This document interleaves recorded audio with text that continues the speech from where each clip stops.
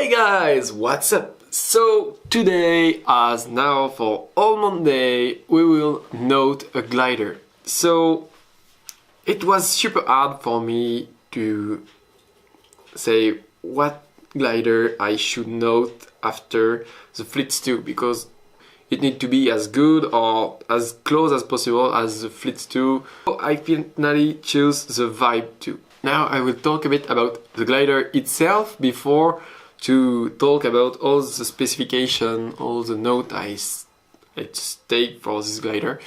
So the Vibe 2 is made by Armsaw composite glider in China, and this glider was my favorite one for the World Championship in 2017.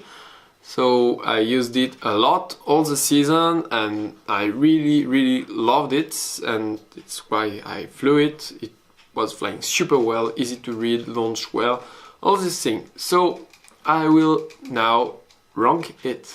So for the launch, so as usual, it's the first thing. So the launch is for sure not the best because the wing area is a bit big, is 21.05 square decimeters. So it's a bit higher than the standard for currently, and it's why it's climbing a bit less, but it was not that lower, just few meters. But if you are in the rush and you are tired after a World Championship, etc., I was not launching as high as usual because the glider was heavier, all these things. So yes, it's not launching as high as others, but it's the glider itself. It's because it's made like this for be better in thermal than a super huge launcher. So it's why I picked up a 7.5 out of 10 on this glider.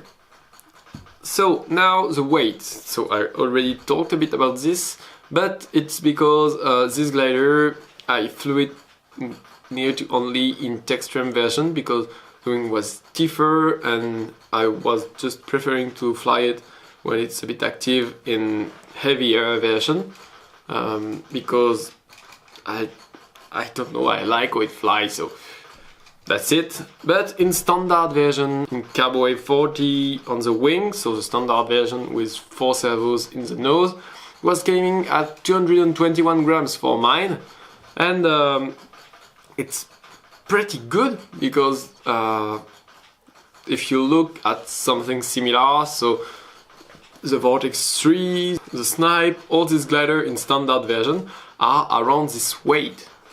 It's good, it's in the standard, so 9 on 10. Good. The handling.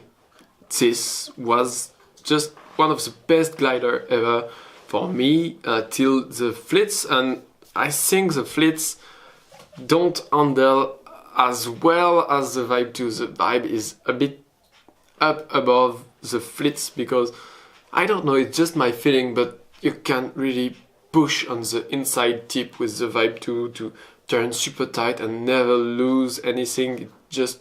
It's just better. So I put a 9.5 on out of 10 on the Vibe 2, and the feeling was good. Just so yes, it's super easy to pilot, so the handling is really good. The quality. So the quality make jump up and down and was not that good at some moments. Some wing broke, even strong wings and without ballast, so it was weird sometimes. So the quality check was not always there, but it improved and now it's just a great wing. And for all of this, I think we can say a big and huge thank you to all the team Armsaw who feedback all the time to Armsaw and make really huge improvement to the glider. And now I really think all the glider from Armsaw are just as good as the others, if even it's not better. So we'll see that when I will get my Banff, but I think it's really good. So the quality take a good 8 out of 10. Easy to set. So as I said, yes, definitely it's super easy to set because you can fly it with really any setting. You put any setting on it, it will fly. And this is the crazy thing about this glider. You can catch a thermal even if you have no flaps, no snap flaps, all this thing, it will fly perfectly. And this is because this glider is well designed. This makes this glider super good, easy handling. And this is a bit a minus for him too, because it's hard to find the perfect setting because the glider is so easy. And sometimes you forget to set it perfectly because it flies. So for me it's not perfect because it's a bit yes and no, so I put it a good 8.5. So easy to build. If you look at the standard of today, not as good as some, because you need to look for a 4 in the pod glider. So the Snipe and the Vortex 3 are two principal others in my mind. And I think the Snipe is easier to build with the 4 servos just glued in the pod like this, flat. It's super easy, you slip the nose off and on, it's super easy.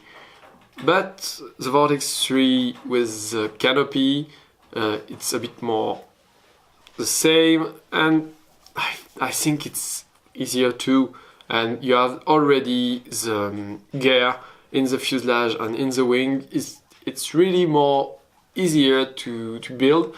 So I think for this, yeah, I think the note is good, 7 out of 10, because it's not just as easy as other ones. Easy to read. Hell yes. This glider, it was because of this, it was my favorite one, because it's super easy to handle and super easy to read. Because when you are in the air with the stress of a huge contest, if your glider is hard to handle and really a pain to read, and it's not good, you will not make good result with it. This glider was super easy to handle, and just say, hey, it's a thermal there, hey, like this, or hey, it's a thing, go fast. And this glider was all of this. It was super easy because he screamed what's happening.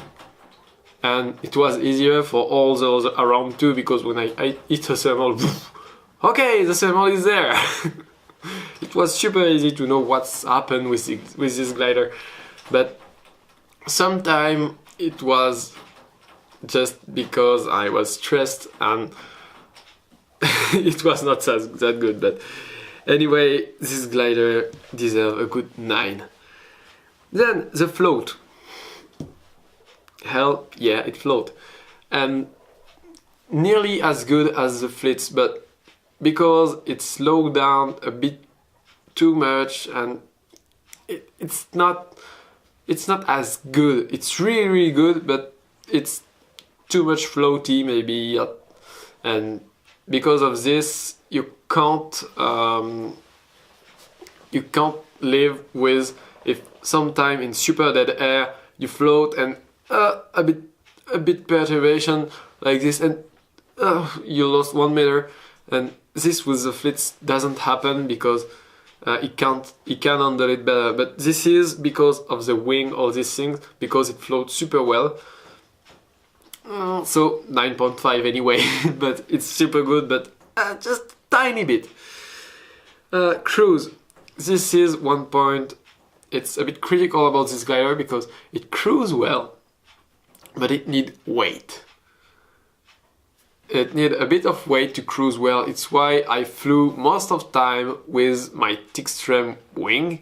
So the glider was about 250 grams ready to fly. So it was a bit heavy, but not that much for me.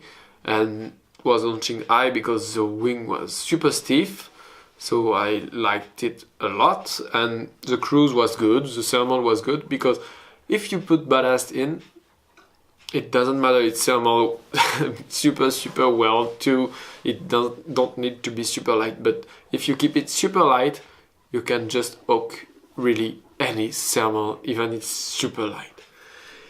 So cruise was not that good, and you need ballast to cruise nearly as well as others, so 7.5 points. Thermal, as I said, thermal was freaking good and was just the best glider in thermal I ever owned, so yes, definitely it's crazy, it's huge, it's wow, all these things. And 9.8 out of 10, because nothing can be perfect. It can't be 10 out of 10, because I think a tiny bit of something missing, and maybe one day this glider will appear and wow, yeah, 10 out of 10 or 11 out of 10 anyway. But this glider is not perfect in thermal, but really near as perfect, because one day it was not windy but good thermals, not super huge but good, and I put 110 grams of ballast in it, so I was flying at 360 grams, and it just flew like it has no ballast in it, but when I was cruising, a formula around the sky. It was just crazy, the speed, because it was so heavy, but in thermals it doesn't matter that much because the glider was just thermaling so well. In sync, this is a bit a weak point of this glider, because without weight you're just falling out of the sky, and not that much. Don't blame me, because it was not like this. It was just not as fast as needed. It sank a bit too much from my point of view, but it's again because of this glider was made for thermal and for really smooth air, and in Europe it's not like this, so yeah. And in sync, so it's 7.5 points. And at the end, the ballast. So as I said, with ballast this glider is crazy good, so I don't think I need to say anything else. And the airfoil just can handle so much ballast. I think with at 500 grams ready to fly with full ballast, I think it will fly very well, so 9.5 points, because this glider just handles super well the ballast. And the final note is 8.52 points, so a bit less than the 8.73 points of the Flits 2, but good as well. So that's it for me for today. I hope you enjoyed this video. If you have any suggestion for the next glider I should note, tell me in the comment down below. Thank you again for watching, and see you next time. Bye!